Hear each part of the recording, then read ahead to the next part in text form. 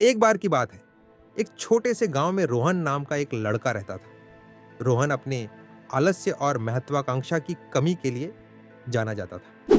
उन्हें समय बर्बाद करने और महत्वपूर्ण कार्यों में विलंब करने की आदत थी। अपने परिवार और दोस्तों से समय को महत्व देने की लगातार सलाह के बावजूद रोहन को इसका महत्व समझ में नहीं आया। एक दिन धूप में श्री गुप्ता नाम का एक बुद्धिमान बूढ़ा गांव में आया। वह अपनी बुद्धिमत्ता और लोगों की समस्याओं को हल करने की क्षमता के लिए जाने जाते थे। बात तेजी से फैल गई और जल्द ही रोहन ने श्री के आने के बारे में सुना। गुप्ता जिज्ञासा चरम पर थी। उसने बूढ़े आदमी के मार्गदर्शन की तलाश करने का फैसला किया। रोहन श्री गुप्ता के पास गया, जो एक बड़े बरगद के पेड़ के नीचे बैठा था। आदर पूर्वक प्रणाम करते हुए उसने पूछा, साहब, मुझे बताया गया है कि आपके पास बड़ी बुद्धि है। क्या आप कृपया मुझे अपने जीवन का अधिकतम लाभ उठाने के बारे में मार्गदर्शन कर सकते हैं? श्री गुप्ता ने मुस्कुराते हुए सिर हिलाया, युवक के संघर्ष को समझते हुए। उसने अपने बैग से 1 घंटे का चश्मा निकाला और रोहन को दे दिया। उन्होंने कहा कि यह घंटे का चश्मा समय का प्रतीक है।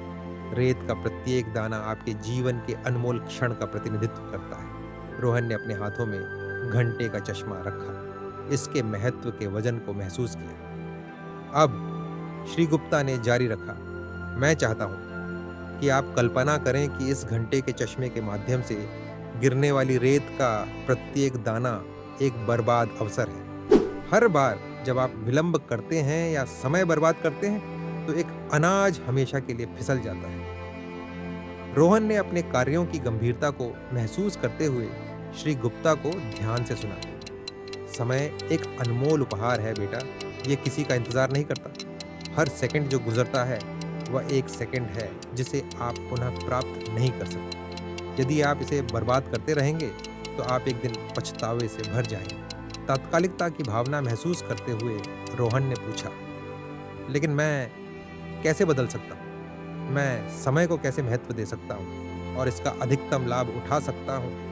श्री गुप्ता गर्मजोशी से मुस्कुराए। ये छोटे कदमों से शुरू होता है, उन्होंने कहा। लक्ष्य निर्धारित करके प्रारंभ करें और अपने कार्यों को प्राथमिकता दें। उन्हें प्रबंधनीय भागों में तोड़ दें और उन्हें एक एक करके पूरा करने पर ध्यान केंद्रित करें। अपने समय को प्रभावी ढंग से प्रबंधित करना सीखें। याद रखें, सफलता उन लोगों के लिए आती है जो मूल्य को समझते हैं, समय का।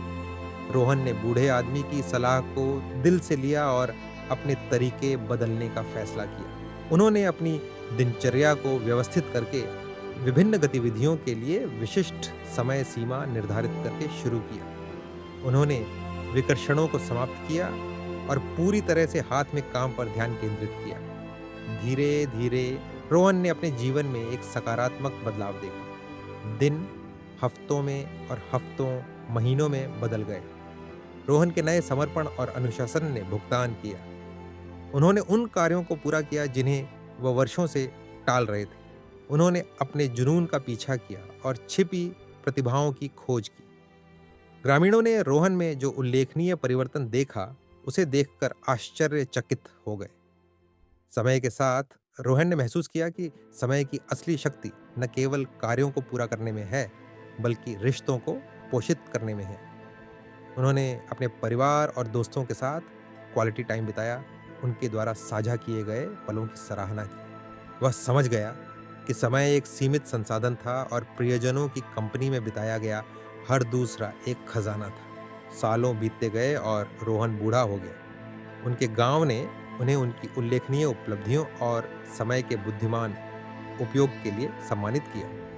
उन्होंने युवा पीढ़ी के साथ अपनी यात्रा साझा की, उनसे हर गुजरते पल को संजोने और अपने जीवन का अधिकतम लाभ उठाने का आग्रह किया। रोहन की कहानी दूर दूर तक फैल गई, जिसने अनगिनत व्यक्तियों को समय के साथ अपने रिश्ते का पुनर्मूल्यांकन करने के लिए प्रेरित किया। लोग समझने लगे कि समय केवल एक वस्तु नहीं है, बल्कि एक अनमोल उपहार है जिसे कीमती बनाए रखने की आवश्यकता है। और इसलिए गांव व श्री गुप्ता के ज्ञान और रोहन के परिवर्तित जीवन के तहत फला फूला सभी को समय के महत्व और उनकी नियति को आकार देने के लिए आयोजित शक्ति की याद दिलाता है।